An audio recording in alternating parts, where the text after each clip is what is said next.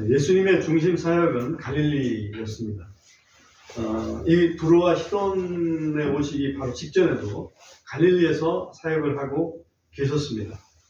그리고 이 갈릴리에서 안식 없이 거의 달려왔기 때문에 그 사역을 조금 뒤로 미루고, 다시 말하면 제자들에게 좀 쉬는 시간을 주시려고 사실은 이 갈릴리를 떠나서 지중해 연안까지 오시지 않았나 이렇게 생각을 합니다. 그 지중해 연안 해안 마을인 바로 두로와 시돈입니다. 여러분, 두로라는 뜻은 바위라는 뜻을 가지고 있습니다. 두로는 그 섬으로 원래 돼 있었습니다. 섬으로 돼 있었고 바위로 돼 있었는데 굉장히 더 튼튼함으로 유명한 그런 지역이었습니다. 그러나 그 두로가 지금은 반도로 되어 있는데 북쪽과 남쪽에 항구가 원래 있었다고 그래요. 근데 북쪽 항구가 아주 굉장히 크고 남쪽 항구도 좋은데, 남쪽 항구는 아마도 그 가나안 땅에 이렇게 붙어 있는 길이가 짧았던 것 같아요.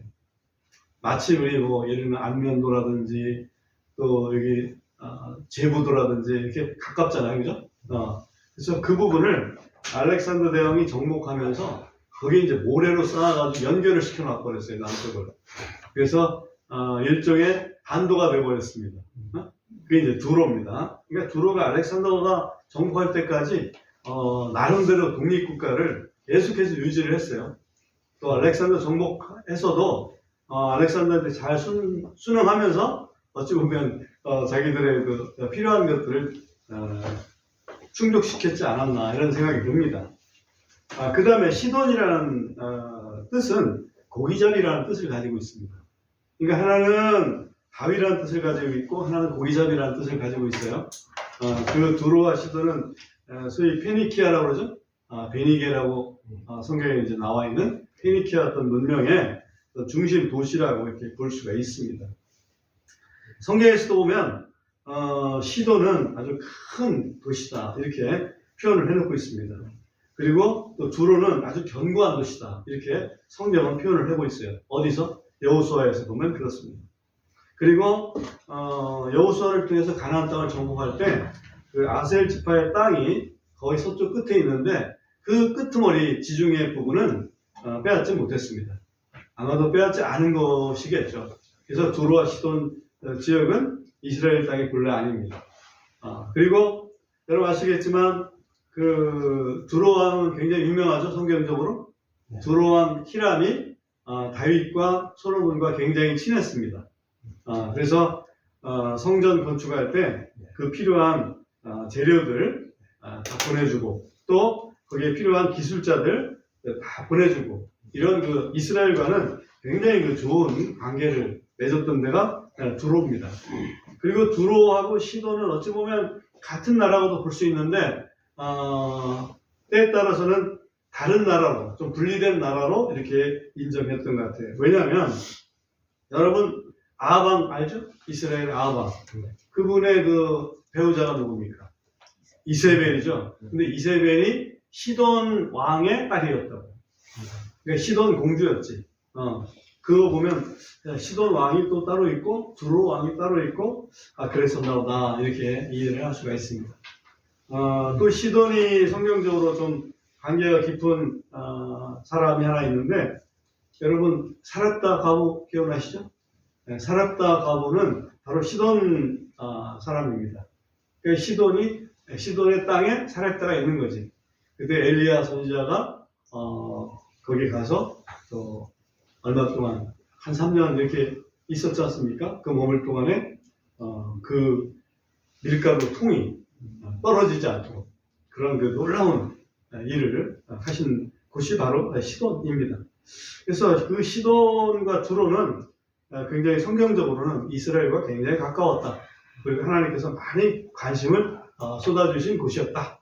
그래서 이렇게 기본 배경을 이해를 해주시기 바랍니다. 근데 문제가 되는 부분은 시돈 땅에는 그 바알신을 주로 섬기고, 그래서 이세벨이 바알신앙 다 가져왔죠. 그 다음에 두로 지역에서는 그 여신 아스타르테라고 하는 그 여신을 섬겼습니다. 그러니까 바알과 아스타르테는 그 남신과 여신 부부 사이로 이렇게 여겨졌습니다. 신이라는 게 하나님이 만드신 존재들은 하나님 외에는 정말 인간이 어찌 보면 창조해낸 신들이잖아요, 그죠? 인간이 창조해낸 신들입니다. 그래서 실제 신은 아니죠. 그래서 그걸 남신, 여신, 바알, 아스타르테 해가지고 섬겼던 그 우상 숭배의 어찌 보면 도시가 또 시돈과 두로였다. 아주 배반적이죠. 그 우상 숭배라는 도시의 사람들을 하나님께서 끌어들여가지고 또 성전을 또 건축하게 하셨단 말이지. 그건 참 특이한 거예요. 그런 거 보면. 그러니까 건물을 누가 졌느냐 그게 중요한 건 아닌 것 같고 그거를 어떤 용도로 쓰느냐 그게 굉장히 중요한 것 같아요. 아무튼 두로와 시돈은 그런 땅이었습니다. 그래서 이 두로 시돈은 이방인들이 사는 땅이었고 아까 제가 한 가지 말씀드렸던 게 두로는 섬이었고 시돈은 고기잡이라는 뜻을 가지고 있는 것처럼 두로와 시돈이 성경에서 굉장히 또 각광받는 그 이유가 그쪽이 문명이 굉장히 발달했어요. 왜 발달했느냐? 해상무역이 굉장히 발달해서 해상무역 중심지였어요. 그러다 보니까 그 지중해를 중심으로 한 각 지역에 있는 그 좋은 물건이라는 물건은 다 그쪽을 통해서 거래가 되는 해상무역 강자가 바로 두로와 시돈이었다. 여러분 이렇게 이해하시면 그들이 어떤 부를 누리고 있었는지를 좀 살펴볼 수가 있습니다. 예수님께서 이런 말씀하셨습니다. 마태복음 11장에서 이런 말씀하셨는데 고라시나 베세다야 여기는 이제 갈릴리 바다의 그 접경 지역입니다. 고라시나 베세다야 너희에게서 행한 권능을 두로와 시돈에서 행했었다라면 벌써 그들은 회개했을 것이다. 이런 말씀하셨어요. 그러니까 두로와 시돈은 완전히 이방인 중심이었고 또 갈릴리 주변은 유대인 중심이었습니다. 근데 유대인 중심들한테 예수님께서 복음을 전하시니까 회개할 줄 몰라. 근데 만약에 이방인들에게 그걸 전했더라면 너에게 행한 이 일들을 행했더라면 그들 벌써 다 무릎 꿇고 회개했을 것이다. 그때 사용하신 지역이 두로와 시돈이었습니다. 여기서 제가 강조하고 싶은 포인트는 이 두로와 시돈은 이방 죄인들을 상징하는 대표 도시다. 이렇게 말씀을 좀 드릴 수가 있습니다. 오늘 본문을 보면 24절에서 다시 보면 그분께서 일어나 거기를 떠나 거기는 이제 갈릴리 해변입니다. 갈릴리 해변을 떠나서 두로와 시돈의 접경으로 가서 여기는 지중해 쪽입니다. 꽤 멀리 가신 거죠. 가서 한 집에 들어가시니 아무도 그것을 모르게 하려 하셨으나 이렇게 되어 있습니다. 그러니까 좀 쉼을 제자들에게 주시려고 비밀리에 어찌 보면 이동을 하고 또 아무도 모르게 하려고 또 한 집에 들어가셨습니다. 근데 문제는 실수가 없었습니다. 그분께서 숨기실 수 없었더라. 왜?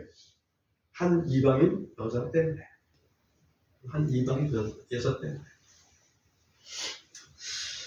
여기서 한 가지 질문을 한번 할 수 있습니다. 예수님은 과연 그 여자가, 이방인 여자가 거기 있을 거를 모르셨을까? 아셨죠. 그죠?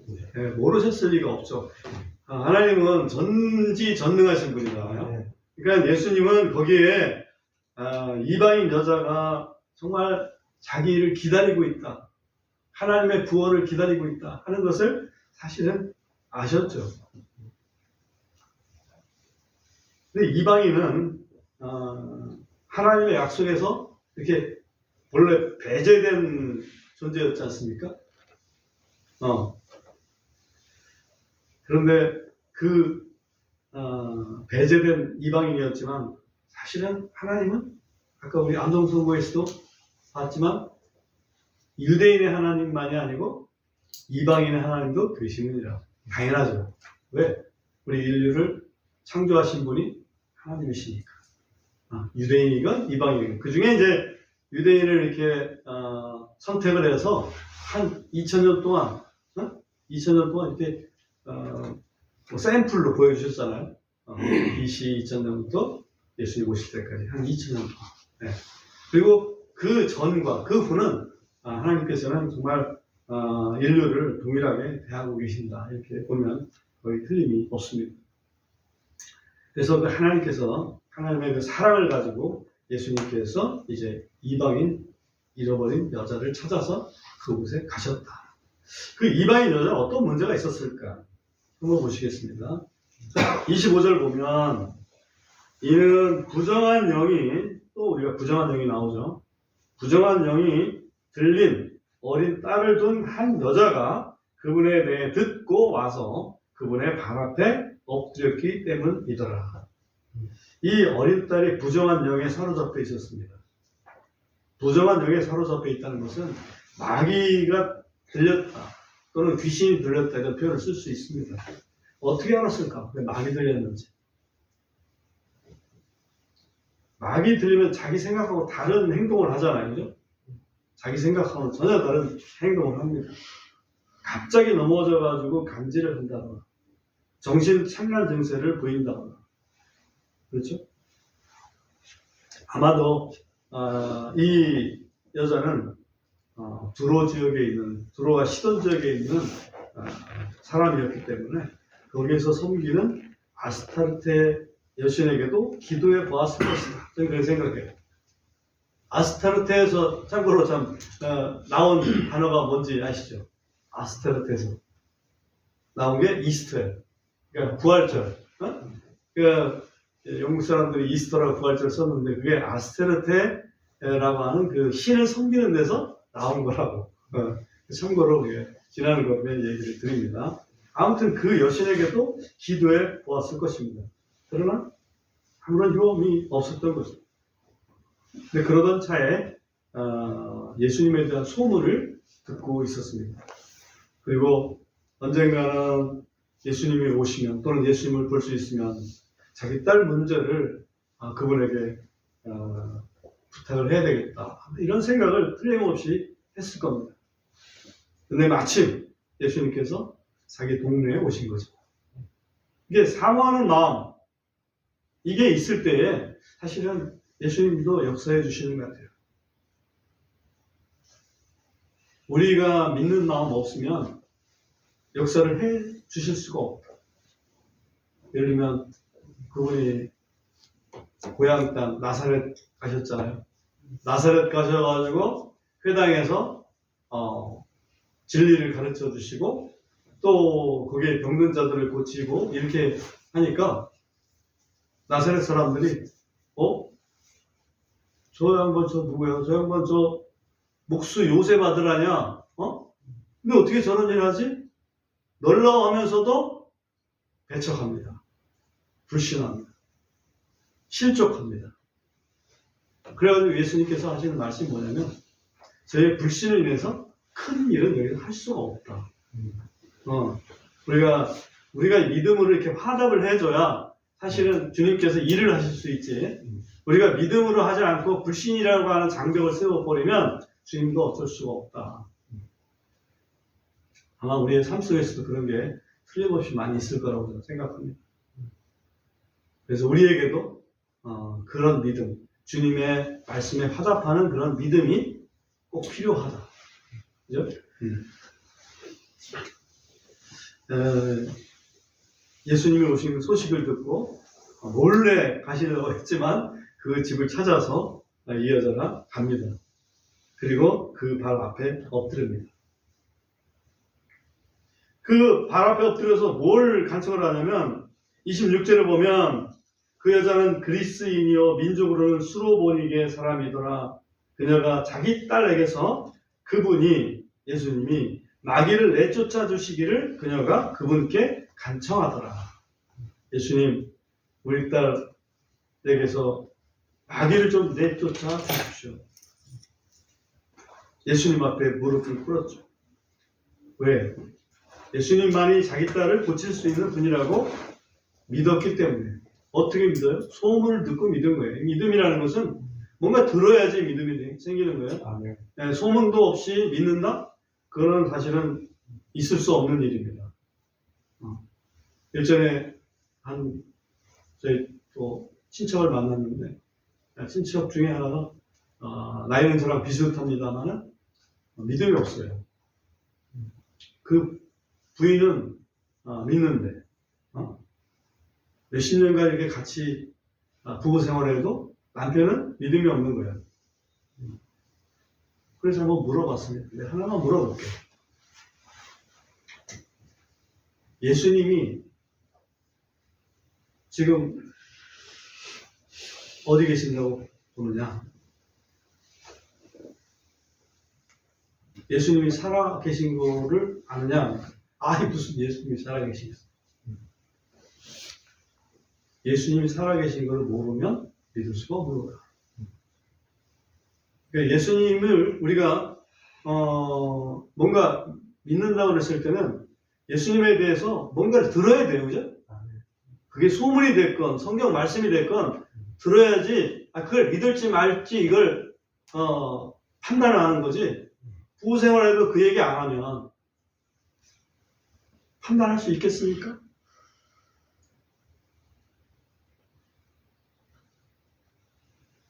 소문을 듣고 믿었습니다. 그리고 예수님 앞에 무릎을 꿇었습니다. 왜냐하면 무릎을 꿇을 이유는 딸의 치유 문제는 딸의 생사에 걸린 문제라고 봤기 때문에 그렇습니다. 우리 구원 문제는요, 우리의 생사가 걸린 문제입니다. 이전에 섬기던 아스타르테 여신을 버리고, 아스타르테 여신을 버리고 살아계신 하나님을 섬기는 그 마음으로 그리스도께 무릎을 꿇은 것이죠. 이걸 성경적인 용어로 얘기하면 회개라고 얘기합니다. 회개.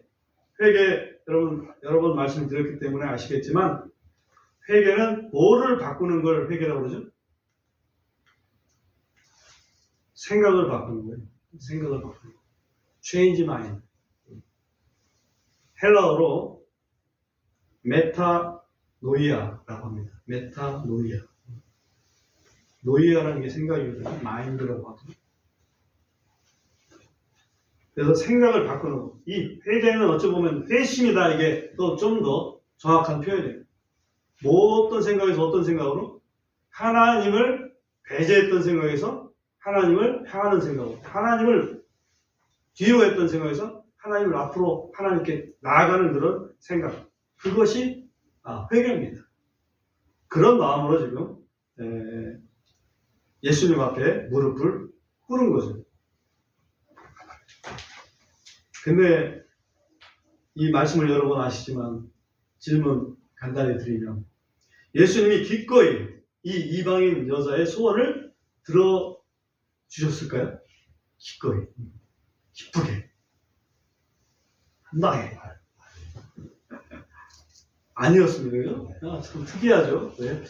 그렇게 간절하게 와서 회개하고 와서 회개 모습을 보이면서 이렇게 무릎까지 꿇어서 했는데 왜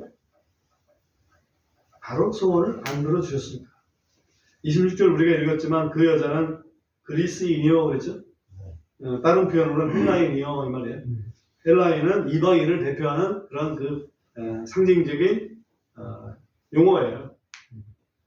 물론 그리스인이겠죠. 한국인 같으면 한국인이겠죠. 하지만 그리스인, 헬라인은 유대인과 이렇게 대치점으로서 이방인을 대표하는 그런 표현이다. 그리스인이요 민족으로는 수로보니게 사람이더라. 이게 이제 문제가 된 거죠. 예수님께서 다른 성경에서 이런 말씀하십니다. 나는 이스라엘 집에 잃어버린 양 외에는 다른 데로 보내심을 받지 아니하였노라. 왜 이런 얘기를 하냐면 제자들이 이 여자가 막 소리 지르고 막 구해달라고 그러니까 주님 좀 빨리 해결해 주시죠. 제자들이 와서 예수님께 건의를 드렸어요. 그때 예수님이 하신 말씀이에요. 제자들한테. 나는 이스라엘 집에 잃어버린 양 외에는 다른 데로 보내심을 받지 아니하였어. 그 말을 들은 이 여자가 매달립니다. 고쳐주십시오.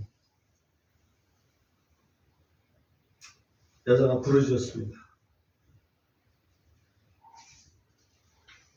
27절에서 우리가 재미난 걸 하나 확인할 수 있습니다. 27절 한번 보십시오. 그러나 예수님께서 그녀에게 이르시되 먼저 자식들을 배부르게 할지니 이는 자녀들의 빵을 집어 개들에게 던지는 것이 마땅하지 않기 때문이라 하시더라. 예수님께서 지금 갖고 계신 자녀들의 빵은 무슨 용도의 빵인지 한번 생각해 보십시오. 무슨 용도의 빵인지. 지금 이 가난한 여자가 수로보니게 여인이 빵 달라고 한 건 아니죠, 그죠? 네.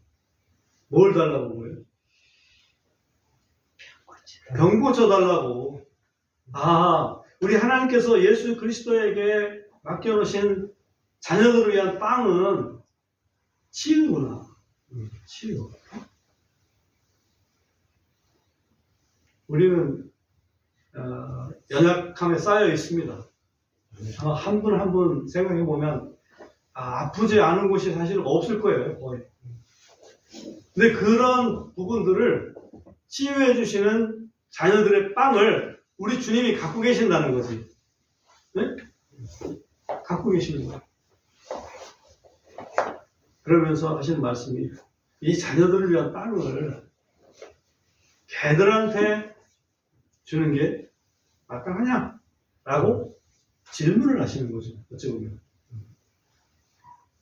이방인 여자는 자존심이 엄청 상했을 거예요. 그죠? 내가 개란 얘기인가? 이방인들을 왜 성경은 개라고 얘기했을까? 개는 율법적으로 보면 굉장히 부정한 짐승입니다. 왜? 정한 짐승이 두 가지 조건이 있죠. 하나는 뭘 해야 돼? 되새김질 해야 되고, 또 하나는 발굽이 갈라져야 되죠. 근데 개는 되새김질도 안 하고 발굽도 없어요, 아예. 그죠? 사람하고 똑같아. 개만 부정한 게 아니고 짐승으로 보면 사람도 똑같이 부정합니다. 맞죠? 여러분들 되새김질 하십니까? 유이가 하는데 어떻게 되새김질을 하겠습니까? 여기서 되새김질 하라는 얘기는 우리가 영적으로 계속해서 생각을 해라. 되새김질을 해라. 그런 말씀에 의미가 있는 거죠. 사람은. 발굽을 갖는다는 얘기는 이 땅으로부터 직접적으로는 안 닿잖아요. 발굽이 중간에 있잖아. 그래서 정결한 거예요. 근데 이 개는 그렇지 못하다. 개라고 표현했지만 사실은 이방인이나 유대인이나 똑같이 부정한 사람이나 똑같지 않습니까? 그렇지만 자녀들과 개로 이렇게 좀 차별되어 했습니다. 그랬더니 한번 생각해보죠.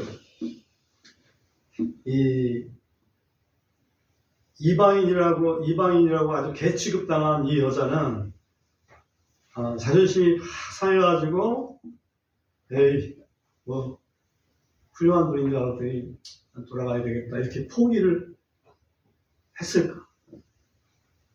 아니면 그 자존심을 다 내려놓고 그래도 자기의 필요한 것을 구했을까?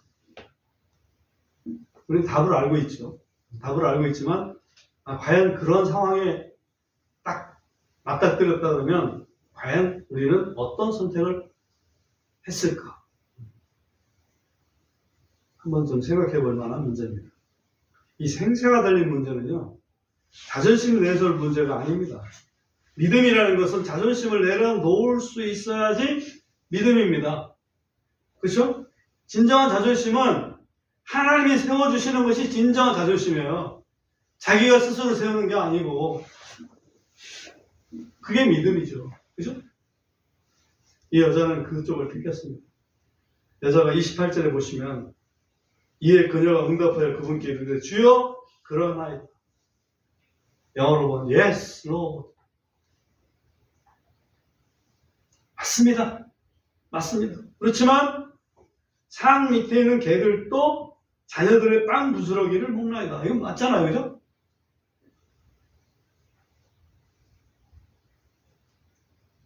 구약 성경에서도 자존심 때문에 자기 병 치유 못하고 돌아갈 뻔한 사람이 있었습니다.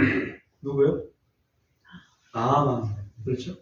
엘리사 선지자를 찾아와가지고 하나님의 사람이 거기에 있다. 이방인으로서 와서 찾았잖아요. 문을 두드렸습니다. 그랬더니 선지자는 안 나오고 선지자 종이 딱 나와가지고 요단강 물에 가서 7번 잠궈! 한마디로 이렇게 얘기를 한 거예요. 그러니까 막 화가 막 났어요. 내가 누군데? 내가 그래도 저 아람 시리아의 대장군인데 장군이 왔으면 좀 와서 인사도 하고 말이에요. 또 멋지게 안수도 하고 말이에요. 그렇게 했어야 되는데 이게 뭐냐 말이에요. 중얼중얼 하면서 돌아가려고 했지 않습니까? 다행히 그 밑에 스태프들이 착해가지고 장군님 어려운 일이라고 요단강에서 7번 물 잠그는 게 뭐가 어려운 일이라고 그거 한번 해보시죠. 그래서 했을 거 아니에요. 했더니만 살이 아이살처럼 변해버렸습니다. 문둥병자가. 그러니까 돌아와가지고 다시 사죄하고 그죠? 내가 잘못했어. 그러면서 뭔가 신앙 고백을 하고 돌아가지 않습니까? 네, 그렇습니다. 이 자존심이라는 거는 생사가 달린 문제에 있어서는 그 자존심이 하나님 앞에서는 필요한 게 아닙니다. 우리는 마음을 다해야 됩니다. 이 여자는 정말 참된 믿음의 시험을 톡톡히 당했는데 우리 주님이 원하시는 그 믿음이거든요. 그 회개했잖아요. 회개한 거, 무릎 꿇었어요. 회개했어요. 근데 그 다음에 믿음 안 할 수 있어요. 회개한 것 같은데 사실은 반쯤 회개한 거지. 그럴 수 있습니다. 그래서 우리 복음을 전할 때 되면 복음을 전하고 그 다음에 예수 그리스도의 이름으로 성부와 성자와 성령의 이름으로 침례 순종을 하시오. 그래서 우리가 침례 받잖아요. 이게 하나의 믿음의 표현입니다. 회개했다는 것을 뭘로 증명할 거냐? 침례 순종함으로. 침례를 우습게 생각하지 마십시오. 순종의 표입니다. 주님께서 그걸 귀하게 여기십니다. 예레미야 29장 13절을 보면 너희가 마음을 다하여 나를 찾을 때에 나를 만나리라. 그죠? 너희가 마음을 다하여 나를 찾을 때에 나를 만나리라. 개혁한글에서는 나를 찾고 찾으면 나를 만나리라. 이렇게 좀 더 멋있게 표현되어 있는데 이 근본적에서는 조금 멋을 좀 덜 냈습니다. 네, 참고하시기 바랍니다. 예레미야 29장 13절에 그런 말씀하셨어요. 이 여자가 예수님의 그런 그 기준에 딱 통과를 했어요. 그러니까 29절에 하시는 말씀이 이에 그분께서 그녀에게 이르시되 내가 이 말을 하였으니 내 길을 가라. 마귀가 내 따라게서 나갔느니라 하시더라. 내가 이 말을 하였으니 주여 올소이다마는 개들도 주인의 상에서 떨어지는 그런 부스러기 빵을 먹습니다. 내가 이 말을 하였으니 마태복음에 보면 그걸 어떤 표현을 하냐면 오 여자여 내 믿음이 크도다. 믿음이 크도다. 이게 진짜 믿음이라는 거죠. 집에 돌아가 보니까 마귀는 나갔고 나는 침대 위에 편안하게 누워 있었습니다. 여자는 정말 하나님께 감사드렸겠죠. 그죠? 정말 감사드렸을 겁니다. 딸을 안고 아마 부둥켜 안고 울었을 겁니다.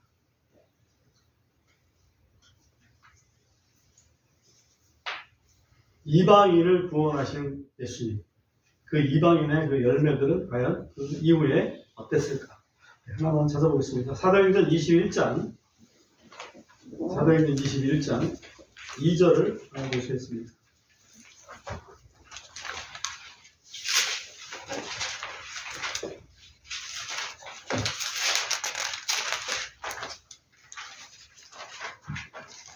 이 절 보시면 페니키아로 항해하는 배를 만나 타고 출발하였더라. 이 사도 바울 일행이 지금 예루살렘을 향해서 가고 있는 중입니다. 이제 키프로스를 발견하여 그곳을 왼편에 두고 시리아로 항해하여 들어가서 어디에 상륙하였으니? 두로에 상륙하였으니, 그죠? 네. 두로가 나오죠. 이는 거기서 배가 짐을 풀기로 되어 있었기 때문이더라. 4절이 중요합니다. 우리가 제자들을 만나 거기서 2일을 머물렀더니, 그죠? 두로에 제자들은 뭐를 얘기하는 거예요? 예수 믿는 사람들, 그리스도인들 얘기하는 거예요. 네. 그 두로 지방에 그리스도인들을 만나서 거기서 2일이나 머물렀어요. 일주일 동안 바울 일행이. 제롬이라는 사람이 있습니다. 천주교에서는 굉장히 유명한 사람이고 초기에 성경학자로서 굉장히 유명한 사람입니다. 이 사람은 AD 337년에서 420년 사이 살았던 그런 사람인데 달마시아라는 동네 알죠? 이태리 쪽에 그 달마시아라는 동네가 있습니다. 그 달마시아에서 출생을 해서 베들레헴에서 죽은 사람입니다. 이 사람은 유명한 게 히브리어 성경, 헬라어 성경을 라틴어로 번역한 소위 불가타 성경이라는 것을 번역한 사람이 이 제롬인데 이 사람이 말이 한 말이 있어요. 우리는 두로에서 주님의 교회들이 세워진 것을 보았다. 아주 간단하죠? 우리는 두로에서 주님의 교회들이 세워진 것을 보았다. 그리고 이제 성경학자들이 두로 출신 감독들이, 역사적인 감독들이 누가 있나 이걸 한번 그렇게 찾아봤는데 거기 대표적인 사람들 몇 명 있어요. 우리 익숙하지 않은 사람들이지만 참고로 말씀드리면 카시우스라는 사람, 또 폴리누스라는 사람, 제노라는 사람, 비탈리스, 또 우라니우스, 또 보티우스, 그 다음에 유세비우스 이런 사람들이 두로 출신 그런 그 감독들이었다 하는 게 이제 옛 문헌을 통해서 이렇게 서칭을 할 수가 있었습니다. 이걸 보면 두로 지방에 그리스도인들이 많이 그리고 든든하게 생겨났었다 하는 것을 알 수 있어요. 누구 때문일까? 저는 생각해 봅니다. 아마 이 두로 지방에 예수님께서 가신 그 걸음이, 그렇죠? 그때 구원받은 이 이방인 여자가 그 역할을, 어쩌면 시드 역할을 하지 않았을까 하는 생각을 좀 합니다. 예수님은 하나님의 아들이십니다. 그죠? 하나님의 아들. 하나님의 아들이시면서 하나님, 삼위일체의 하나님입니다. 그 위를 가지신 분이에요. 그렇기 때문에 이방인도 품으실 수가 있었다. 이렇게 말씀을 드리고 싶고, 그 다음에 예수님께서 제자들에게 지상명령을 내리실 때 그때 이미 그 명령 속에서는 이방인도 다 포함되어 있습니다. 그죠? 예루살렘과 온 유대와 사마리아와 땅끝까지 이르러 내 증인들이라 라고 이렇게 이방인까지 이미 품으셨고, 우리는 이방인입니다. 그 덕분에 이방인은 저 땅끝에 있는 우리까지 복음을 듣고 예수님을 믿고 구원을 받을 수 있게 되었습니다. 이제는 우리가 이 두로의 여인처럼, 아마도 이건 약간은 추정이 들어있습니다만 두로의 여인처럼 또 다른 이방인들에게 복음을 전할 그런 책임이 우리에게 있는 거죠.